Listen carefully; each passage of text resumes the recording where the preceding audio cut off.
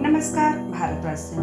आज का हमारा विषय है वैदिक काल से द्वापर तक भारत का सनातन पर्यावरण दर्शन।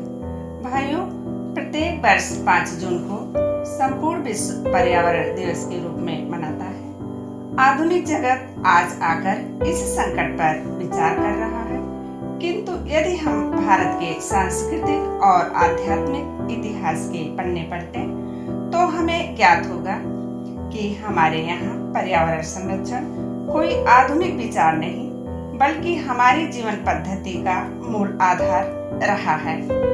हमारी सनातन संस्कृति में प्रकृति को कभी उपभोग की वस्तु नहीं माना गया, बल्कि उसे चेतना से युक्त, जीवंत और साक्षात दैवीय स्वरूप माना गया है।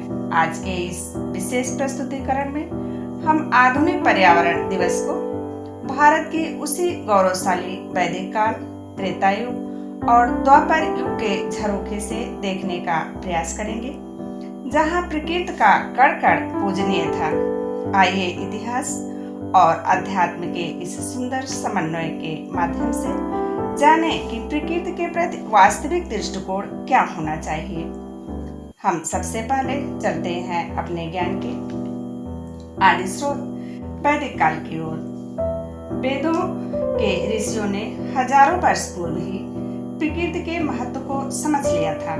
अथर्ववेद का भूमि सूक्त इसका सबसे सुंदर प्रमाण है, जहां ऋषि उद्घोष करते हैं, माता भूमि पुत्रो अहम पृथिव्या, अर्थात यह भूमि मेरी माता है और मैं इस पृथ्वी का पुत्र हूँ। वैदिक काल में यज्ञ और प्रकृति का अटूट संबंध था। हमारे ऋषियों ने केवल मनुष्यों के शांति की कामना नहीं की, बल्कि यजुर्वेद के शांति पाठ में ऋषिगण कहते हैं, वनस्पतयः शांति औषधयः शांति, अर्थात वनस्पति और औषधियां भी शांत और समृद्ध रहें। वेदों में सूर्य, वरुण, अग्नि और पवन को देवता मानकर उनकी स्तुति की गई है, क्योंकि ऋषि जानते थे कि इन पंचभूतों के संतुलन में ही संपूर्ण जगत का कल्याण निहित है। यही कारण है कि वेदों में वृक्षों को काटना एक धार्मिक अपराध माना गया था। वैदिक काल के आगे बढ़कर जब हम त्रेता युग में प्रवेश करते हैं तो मर्यादा पुरुषोत्तम भगवान श्री राम का संपूर्ण जीवन हमें प्रकृति के साथ तादात्म्य बिठाता दिखता है और सिखाता भी है। जब श्री राम को 14 वर्ष का वनवास हुआ तो उन्होंने महलों का वैभव छोड़कर वनों की गोद में रहना सहर्ष स्वीकार किया।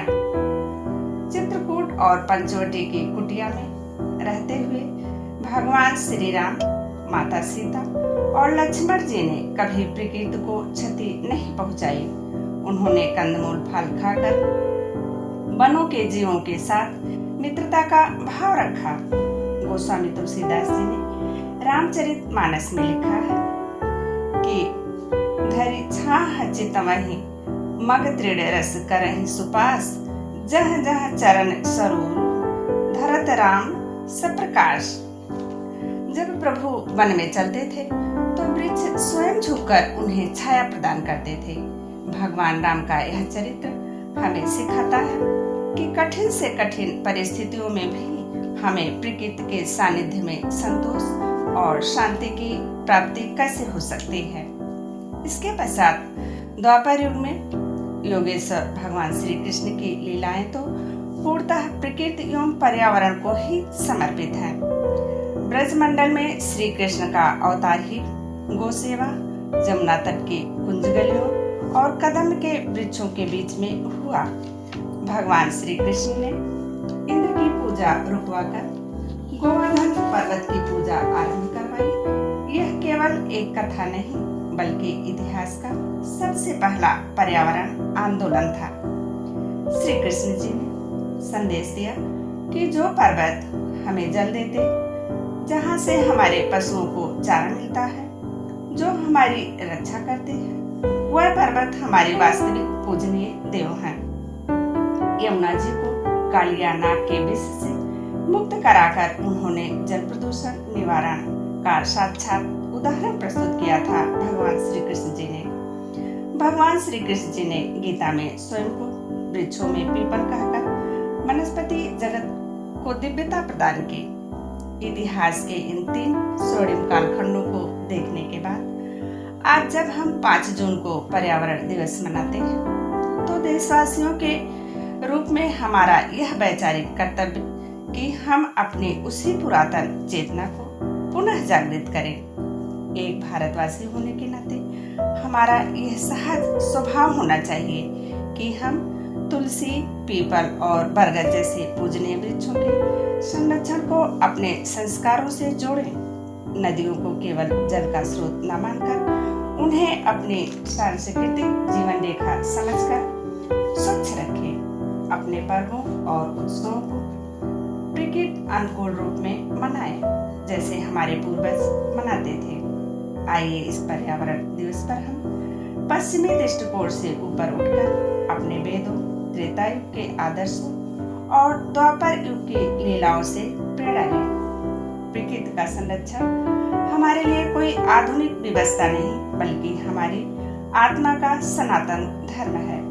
इन्हीं विचारों के साथ मैं आज के इस चिंतन को विराम देती हूँ। यदि आपको भारतीय संस्कृति के इस पावन दृष्टिकोण पर आधारित यह प्रस्तुति अच्छी लगी हो तो भाइयों अपने विचार कमेंट बॉक्स में अवश्य लिखें, साझा करें अपने विचार और इस संदेश को आगे बढ़ाएं।